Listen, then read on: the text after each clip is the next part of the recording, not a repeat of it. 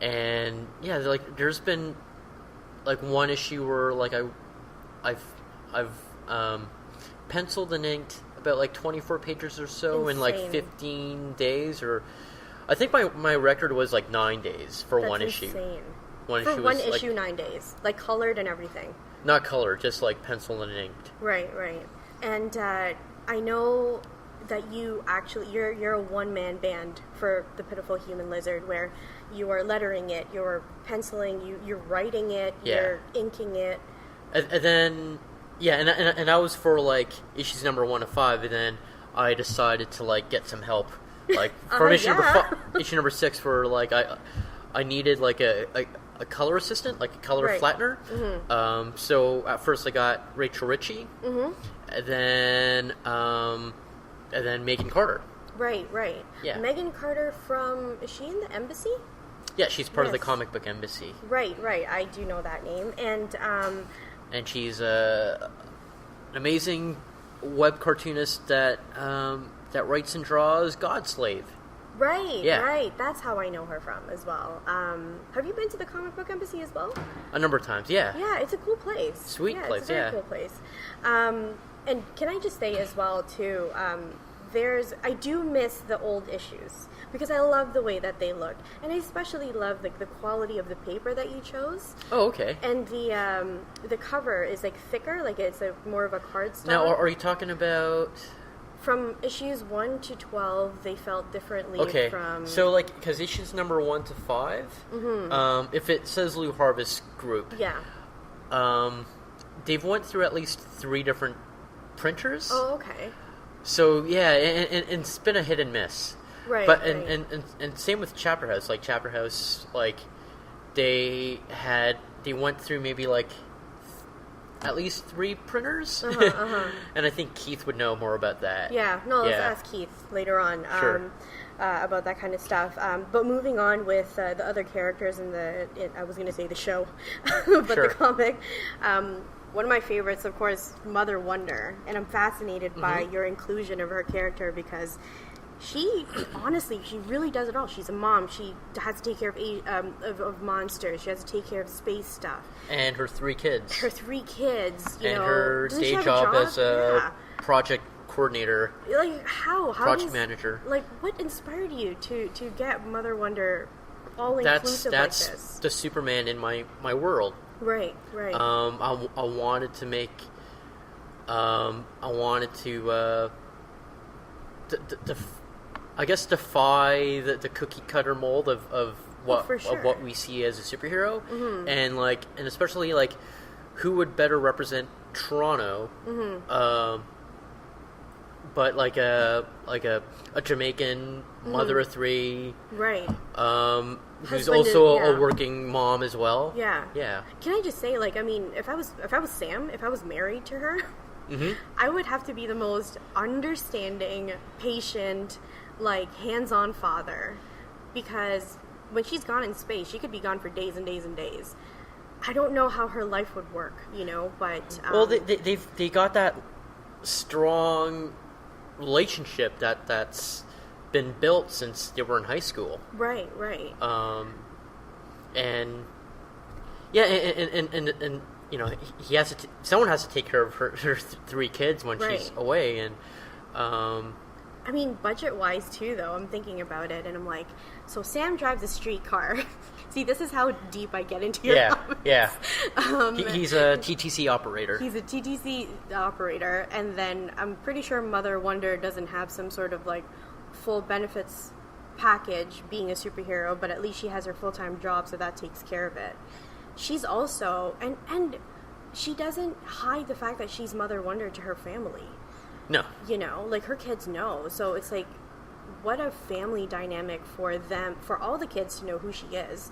And her daughter just completely understands exactly what her mom does. So she's going to grow up and hopefully, I don't know if take on the mantle, but, Yeah, that's, like how she was given her powers was sort of from inheritance. Her ancestry amongst with like her specifically amongst with like a bunch of other aliens across the universe, right. their ancestries, like they're like she's part of the divine paladins. That's right. Of Razmafoon, who watches the entire universe. It's kind of like Green Lantern Corps, but that's right. You don't need a whole army of them. Like they're a lot more powerful efficient. that like you only need 8 of them. Right. And yeah, and the power just gets passed on, and Vanessa is going to might be the next one. Might be. Okay. Yeah. He didn't just wink at me, but maybe he did. Who knows? And you know what I actually really like about Mother Wonder too is that you didn't make her into this like slender, dainty, I don't want to say like Wonder Woman, Carol Danvers kind of physique. It's all been done, and it's like we should. Like, I just want to represent as many people that we can relate to in a comic. Yeah, like the Human-Lizard, the entire series, like it's for the people of Toronto to look at and celebrate the people. Right, and it's just the most diverse backgrounds and. Yeah. You know what? I lived in Toronto like when I was a kid, and coming from the Philippines, it was a culture shock to me that there was this much. It was like literally the whole world is living in this one city, and you get to see all different types of colors of people and their life and their culture, and I think you got it bang on with your comic here. But the one thing that I did want to ask lastly about her was she's a chick. And you're a dude, and how do you and as well as with Lady Accident, how do you approach writing girls? It's definitely taking elements of people yeah. Is like doing a bit of research as well, like just and be just some empathy of like knowing their goals and knowing their strengths and weaknesses and like one of the challenges I like in writing those characters is trying to make them as authentic as possible. Yeah. So you kind of have do you think Mother Wonder is any way at all like your mom? Not really. Not the Jamaican part, obviously. No. I don't know about my mom, but like I know other moms, right. Especially people that are like younger moms, right. I mean, people that became moms around like our time, like my age, just seeing their experiences and seeing like their daily struggles and how they're able to be resilient. Yeah, exactly. Resilient is a great word for it, actually, because the multitasking that women who are moms in our generation have to do, because it's now a double income home, now, like juggling kids and a full-time job, it's not the same on top of being a superhero, so I hear ya with that. And as I said, one of my favorite covers is the variant issue #1 of Honest Ed, so much so that it's my wallpaper, awesome. Where he's hanging off like that crevice of the sign. Can you tell us also why you included the Toronto landmarks the way you did for the books? Like, you've got the Sky Dome that you included there, Sneaky D's, Kensington Market, the various subways in issue #3, and the Mississauga Towers. So, like, for a comic that's set in Toronto, I didn't want to make it a cop-out by, like, just drawing generic buildings and throwing the CN Tower right. Like in a background. Way. Like, that's a lazy way. When I say this is a Toronto-based comic, I want to celebrate the city. Right. The same way how Marvel Comics celebrates New York. Right, and actually, that's how, reading the old Marvel comics got me back into, like, wanting to do a superhero comic like the Human-Lizard, and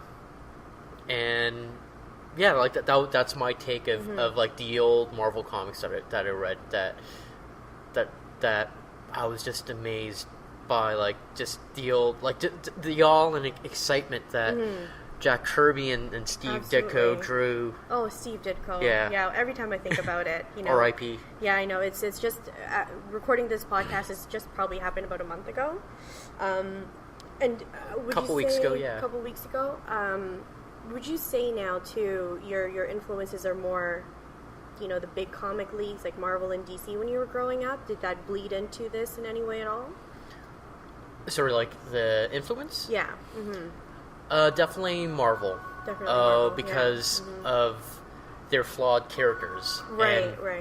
And that's what I did with the Human-Lizard, but I wanted to make him even more flawed and more relatable. I mean, you called him pitiful, for God's sake. Yeah, right? well, like Mighty and Uncanny, they've been trademarked already. Exactly. But hey, it's a good ring to it. And why did you choose a lizard from all animals? It's something that just stands out compared to, like, any Canadian stereotype. Right. Because, I wanted to make an offbeat Canadian superhero that wasn't based off of a beaver or a moose. Yeah. I wanted to, make a character that could fit in, just the spectrum of superheroes that could be represented in Canada. Right. No, and what an original way to do it, because we don't have any of those here, no, right? Not at all. Ridiculously, we don't have any of that here. And, there's Sneaky D's. I don't know if... Kensington Market was where can't say this, but the two girls... Toronto girls. The Toronto girls. The Toronto girls. Exactly. Which I guess they're big Raptor fans, but you draw Kensington Market too. Like, do you have any memories now that you live in Toronto that you're like, that is the one thing that I know I'm going to include there, but I haven't yet? I